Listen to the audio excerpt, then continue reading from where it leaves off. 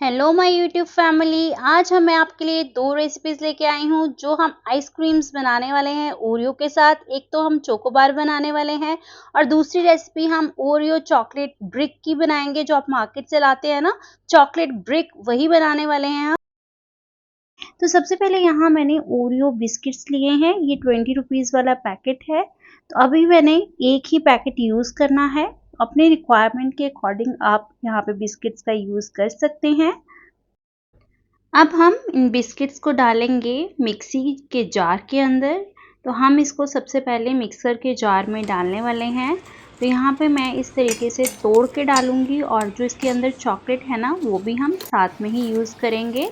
तो वो आपको निकालने की ज़रूरत बिल्कुल भी नहीं है। तो यहाँ पे मैंने एक पूरा पैकेट जो 20 रुपीज़ वाला है वो बिस्किट्स का यहाँ पे डाल दिया है। साथ में यहाँ पे डालेंगे दूध। तो मैंने यहाँ पे ना ऑलरेडी जो उबाल के दूध रखा होता है ना, वो मलाई के साथ ही यूज़ किया है ताकि हमारी जो आइसक्रीम है वो क्रीमी क्रीमी सी बने। और इन दो चीज़ों को हमने अब कर लेना है ग्राइंड। अगर आप चाहें इसमें चीनी डाल सकते हैं, बट चीनी ऑलरेडी ओरियो में बहुत ही ज़्यादा होती है, तो इसलिए आपको यहाँ पे चीनी डालने की ज़रूरत नहीं है। मैंने यहाँ पे देखिए इसको ग्राइंड कर लिया है और ये देखिए कितना थिक बैटर बना है इसका। तो हमें ना इतना थिक बैटर ही चाहिए फ्रेंड्स।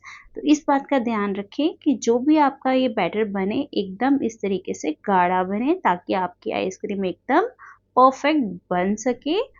तो चलिए अब कर लेते हैं चॉकलेट वाला काम। तो यहाँ पे मैंने ना कंपाउंड चॉकलेट का यूज़ किया है, डार्क चॉकलेट है ये। आप चाहें तो डेयरी मिल्क वगैरह का भी यहाँ पे यूज़ कर सकते हैं।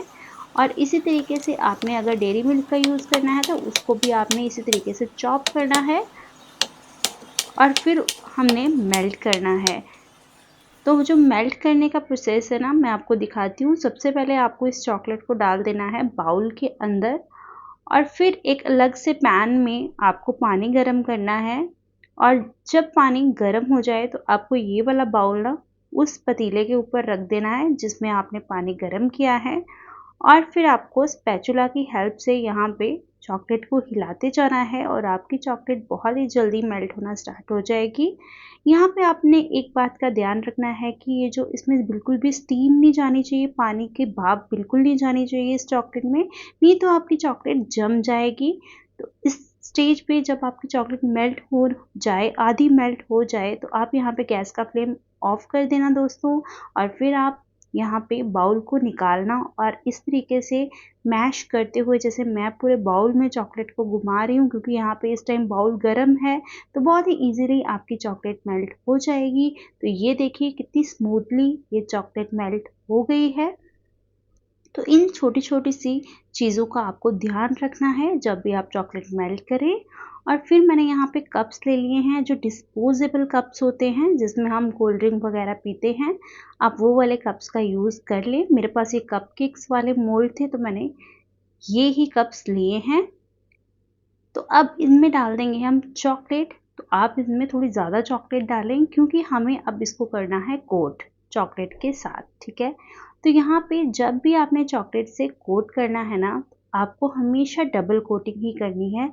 बट उसका भी एक तरीका है। सबसे पहले आपने इस तरीके से ग्लास को घुमाते हुए चॉकलेट को कोट करना है और जो एक्स्ट्रा चॉकलेट होगी ना, वो आपने बाउल में निकालनी है। तो ये देखिए इस तरीके से, जैसे मैं आपको दिखा रही हूँ इस वीडियो में, इसी तरीके से आपने चॉकलेट को कोट करना है। तो ये हमारी जो कोटिंग है ये सबसे पहली कोटिंग है, फर्स्ट कोटिंग है।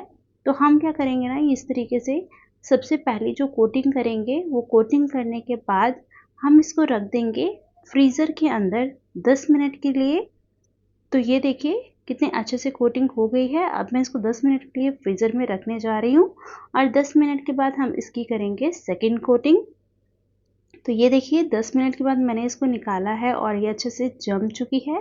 तो जब हम सेकंड कोटिंग करेंगे वो भी इसी तरीके से करेंगे, बट इस टाइम ना आपकी जो सेकंड वाली चॉकलेट है ना, वो बहुत ही आसानी से जम जाएगी क्योंकि जो नीचे वाली चॉकलेट है वो ठंडी है। तो आप इस तरीके से स्पैचुला या फिर स्पून की हेल्प से चॉकलेट को फैलाते हुए कोट करें।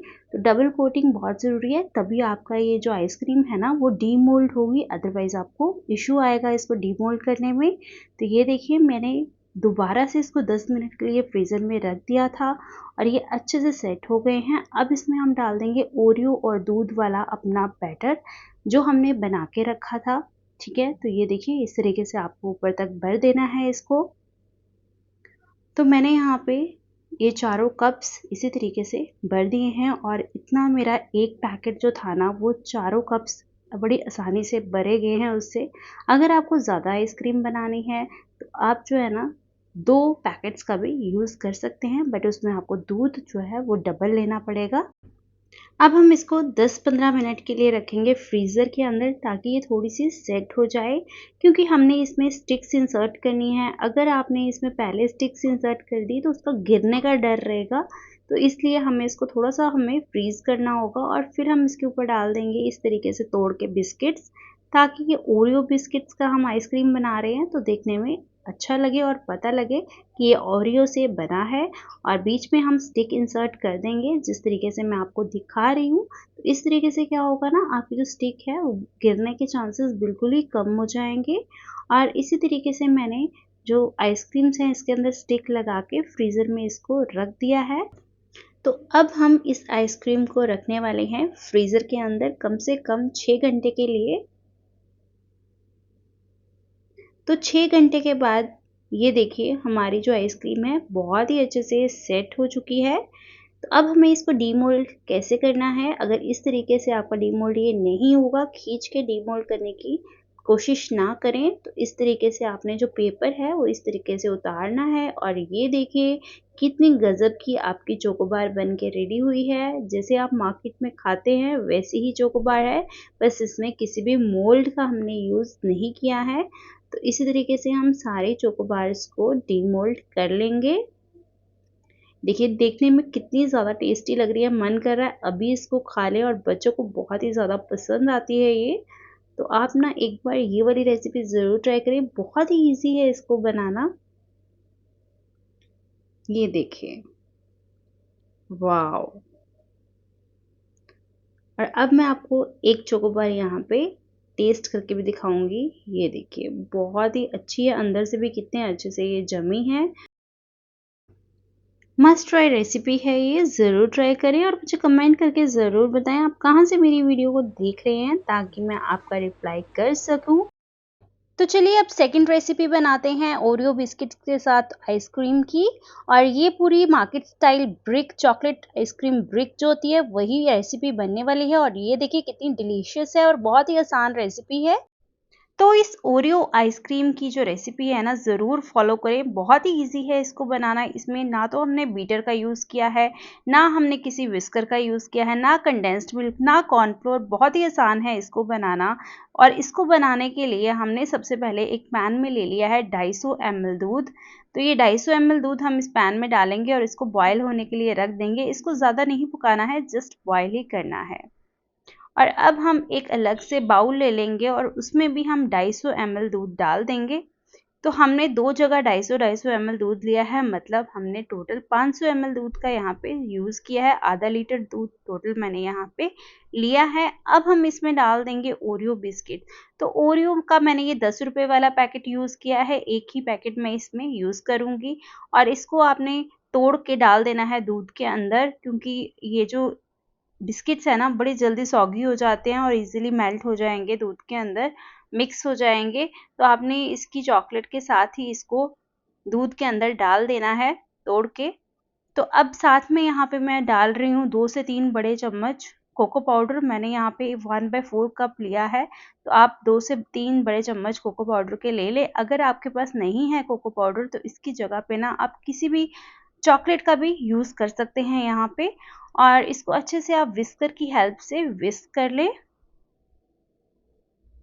तो आपने ना इसमें बिल्कुल भी गुठलियाँ नहीं रहने देनी है, आपको एकदम इसको फाइन अच्छे से मिक्स करना है। हाँ, और एक बात का और ध्यान रखिए, ये जो दूध है ना ये नॉर्मल टेम्परेचर पे होना चाहिए, मतलब ये गर्म दूध नहीं होना चाहिए, नहीं तो आपका ये कोको पाउडर ना घुलने में बहुत ही ज़्यादा टाइम लेगा। तो ये देखिए अब इसके लम्स वगैरह गुठलियाँ हट चुकी हैं। अब जो हमने दूध बॉयल होने के लिए रखा है वो भी बॉयल हो चुका है।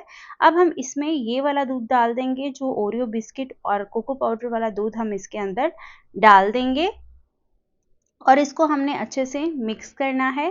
कोशिश करें अगर आपके पास हैंड विस्कर है तो उससे आप मिक्स करें, जिससे कि बहुत ही अच्छे से स्मूथ सा हमारा बैटर बन के रेडी होगा। और इसको ज़्यादा नहीं पकाना है आपने, 2 मिनट के लिए ही आपको इसको हाई फ्लेम पे पकाना है। तो आप देखेंगे ना बड़ी जल्दी ये मिश्रण गाढ़ा सा होना स्टार्ट हो जाएगा। तो ये देखिए कितना गाढ़ा हो गया है ये। जब ये इतना गाढ़ा हो जाए ना तो हमें यहाँ पे अभी फ्लेम जो है गैस का वो बंद कर देना है और इसको ठंडा होने के लिए हमें रख देना है, क्योंकि ये हमें एकदम ठंडा करके ही यूज़ करना है, गर्म आप बिल्कुल भी ना यूज़ करें। तो ये देखिए यहाँ पे मैंने इसको आधा घंटे के लिए रख दिया था और ये अच्छे से ठंडा हो चुका है। ठंडा होने के बाद और ज़्यादा ये गाढ़ा हो गया है मिश्रण। तो अब हम ना एक ग्राइंडिंग जार ले लेंगे, जो मिक्सी का जार होता है ना वो ले लेंगे हम, और उसमें ये वाला मिश्रण हम सारा डाल देंगे। तो आपने देखा ना यहाँ पे हमने किसी भी इलेक्ट्रिक बीटर का या कंडेंस्ड मिल्क का यूज़ नहीं किया है, ना ही कॉर्नफ्लोर का यूज़ किया है, ना ही मिल्क पाउडर का यूज़ किया है। अब हम इसमें डाल देंगे व्हिप्ड क्रीम। हाँ, अगर आपके पास व्हिप्ड क्रीम नहीं है ना तो आप फ्रेश क्रीम ले लें मार्केट से। अगर वो भी नहीं है तो आप घर की जो मलाई होती है ना, दूध जो ठंडा होने के बाद मलाई आती है मोटी सी, वो आप यूज़ कर सकते हैं इसकी जगह पे। व्हिप क्रीम बहुत ज़्यादा सस्ती पड़ती है, तो सारे इसमें व्हिप क्रीम का ही यूज़ करते हैं आइसक्रीम के अंदर। तो अगर आपके पास नहीं है तो मैंने ऑल्टरनेटिव्स आपको बता दिए हैं। इसको अच्छे से ग्राइंड कर लिया है मैंने यहाँ पे। तो ये देखिए आपको 1 मिनट के लिए ग्राइंड करना है और बड़ा ही स्मूथ सा इसका जो बैटर है आइसक्रीम का वो बन के रेडी हो गया है। अगर आप चाहें तो इसमें जो है चीनी का भी यूज़ कर सकते हैं, चीनी डाल सकते हैं। मैंने यहाँ पे चीनी नहीं डाली है क्योंकि ये व्हिप्ड क्रीम भी मीठी होती है, ओरियो बिस्किट भी मीठे होते हैं, ठीक है। अभी हमने इस बैटर को निकाल लिया है एक कांच के बाउल में, जो कि एयर टाइट है। आपके पास अगर एयर टाइट कंटेनर नहीं है तो कोई भी कंटेनर डाल दें इसको।